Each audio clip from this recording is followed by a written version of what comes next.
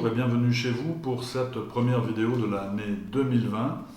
Alors comme il est de tradition, je vous présente mes meilleurs vœux, mais je crois que je ne vais pas épiloguer dessus parce que vous avez compris que notre gouvernement va vous rendre cette année extrêmement difficile.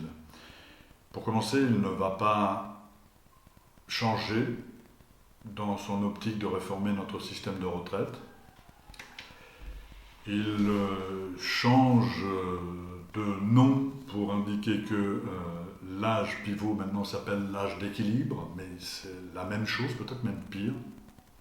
Par contre, il utilise maintenant un autre vecteur, c'est celui de la culpabilisation.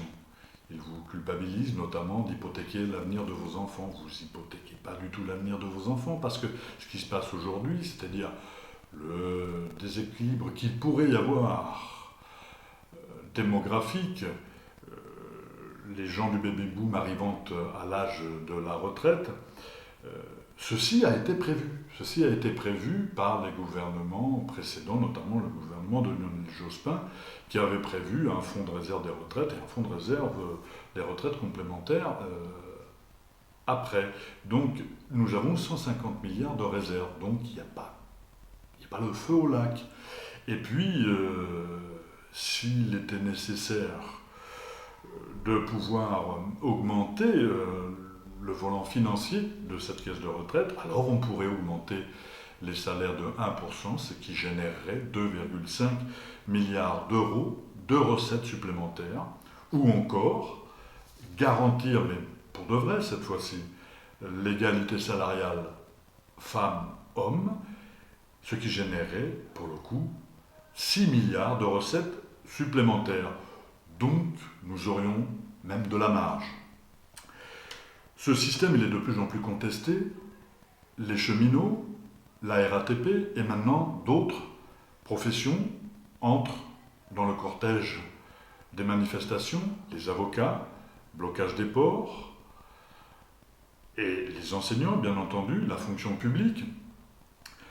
Donc il y a une contestation qui augmente. Cette réforme a été très mal préparée. Et elle est refusée par une grande majorité des Français.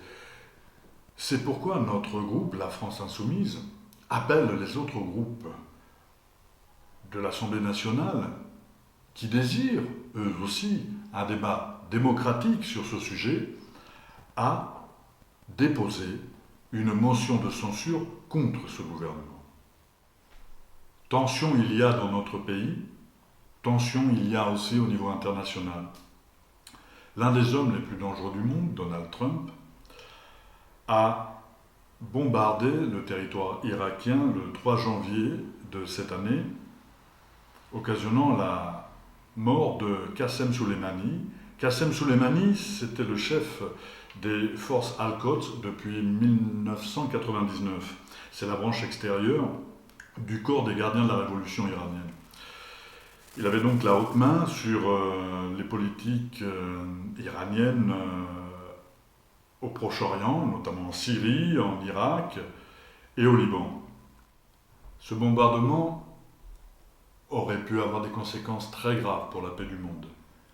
En tout cas, il y a une aggravation des tensions au Proche-Orient générée par le caractère belliciste des actions américaines.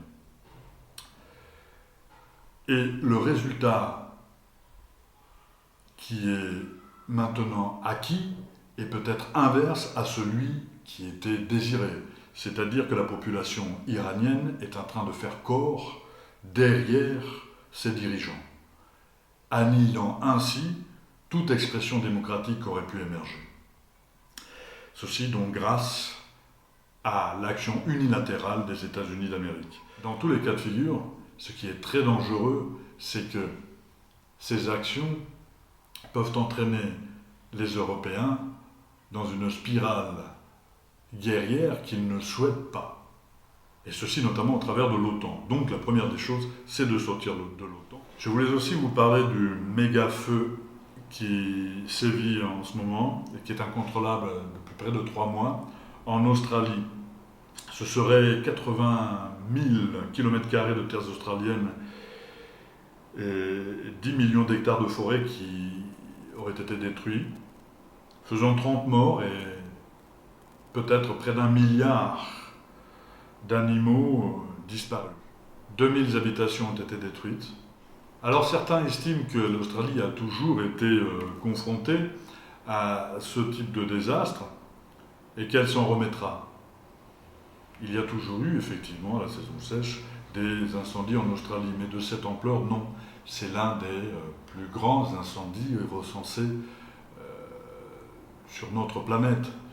Donc nous avons là quelque chose d'exceptionnel et qui est induit par des causes exceptionnelles aussi, notamment et assurément un dérèglement climatique.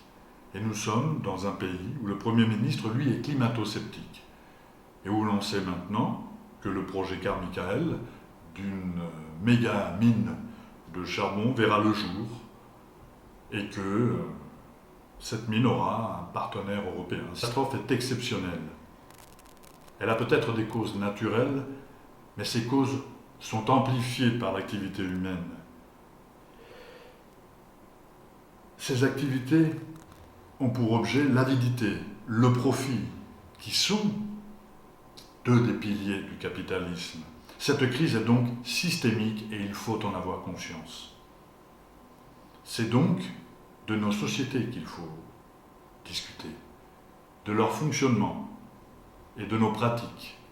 Alors ceci doit se faire à l'échelle de l'humanité, et l'on dit souvent, puisque les autres ne commencent pas, alors je ne le ferai pas. Il va bien falloir commencer un jour, et il s'agit de la survie de l'ensemble de l'humanité. Tous les êtres humains ont un même droit, c'est celui de vivre dignement, et en cela, aucune différence ne doit être faite. Que l'on vive en Afrique, en Asie, en Europe ou en Amérique. Parce que, comme le disait Jean Jaurès, quel que soit l'être de chair et de sang qui vient à la vie, s'il a figure d'homme, il porte en lui le droit humain.